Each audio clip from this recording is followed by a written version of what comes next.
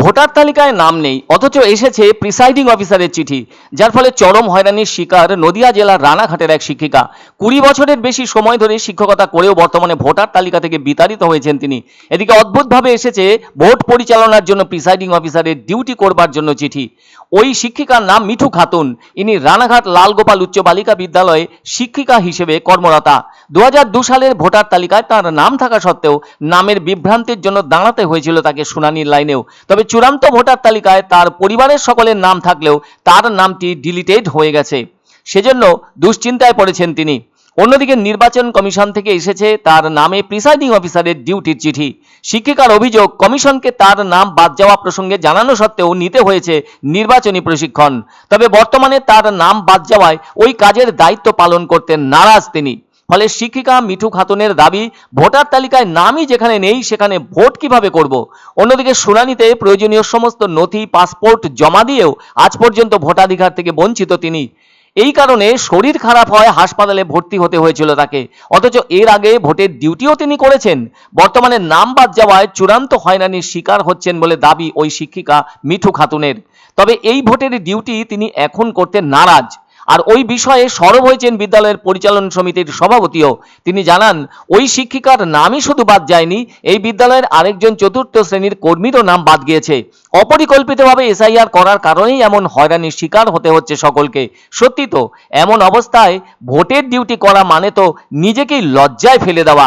নিজে যেখানে ভোটাধিকারই পাচ্ছি না, সেখানে কোন মুখে ভোটের এত বড় দায়িত্ব পালন করব বলে আক্ষেপের সঙ্গে জানালেন ওই শিক্ষিকা মিঠু খাতুন।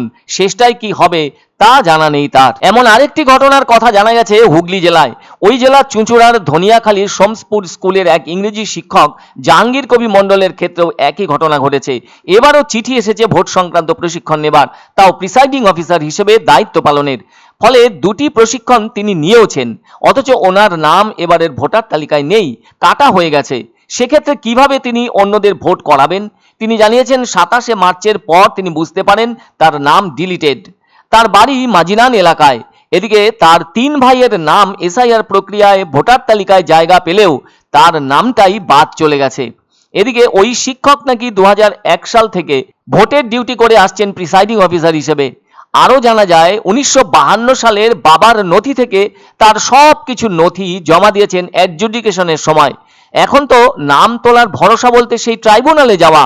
বাবার নামের সাথে তার নাম নাকি মিলছে না। এদিকে 2002 সালেও নাম আছে এই শিক্ষকের। এমন অবস্থায় কেন, কিভাবে নির্বাচন কমিশন থেকে এইসব শিক্ষকদের কাছে ভোটের কাজ করবার ব্যাপারে চিঠি এলো, সেটাই বোধগম্য হচ্ছে না কারো।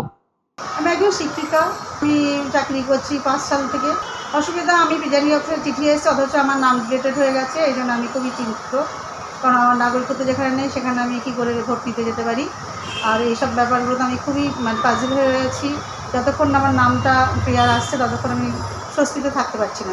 27 তারিখে যে নথিটা বেরিয়েছে সেখানে আমার নাম 5 জনের মধ্যে আমার নামটা রয়েছে ডিলিটেড, মুছে দেওয়া হলো। আমি 14 সালে ভোট নিয়েছি, তারপরেও একটা ভোট করেছি, তার সার্টিফিকেট আমার কাছে আছে। ভোট করে তখন আমি ফার্স্ট পোলিংয়ে গিয়েছিলাম।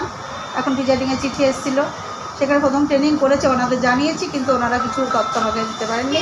এবার নামটা আদৌ কখন আসবে, কীভাবে কী ঠিক হবে বলে সমস্ত নথি জমা দিন, প্রসেসিংয়ে আপনার নাম চলে আসতেও পারে, আস্তে আস্তে ভোটের ডিউটিতে আমি যাচ্ছি না, কারণ ফার্স্ট নিয়ে গিয়ে বলে। কিন্তু নির্বাচন কমিশন তো সেটা শুনবে না, যেহেতু আপনাদেরকে আমাকে যদি শোকাজ বা কোনো কিছু বলা হয়, আমি সমস্ত তথ্য নিয়ে যাবো তাদের কাছে, দেখাবো যে দেখুন আমার নামটা ডিলিটেড হয়ে গেছে, অথচ আমার প্রিসাইডিং অফিসারে দেওয়া হয়েছে। আমি ভোট করতে, আমি এর আগে 2 বার আমি খুব নিজের থেকেই ভোটগুলো করেছি, হাসিমুখে করেছি, খুব ভালোভাবে ভোটগুলো করে এসেছি।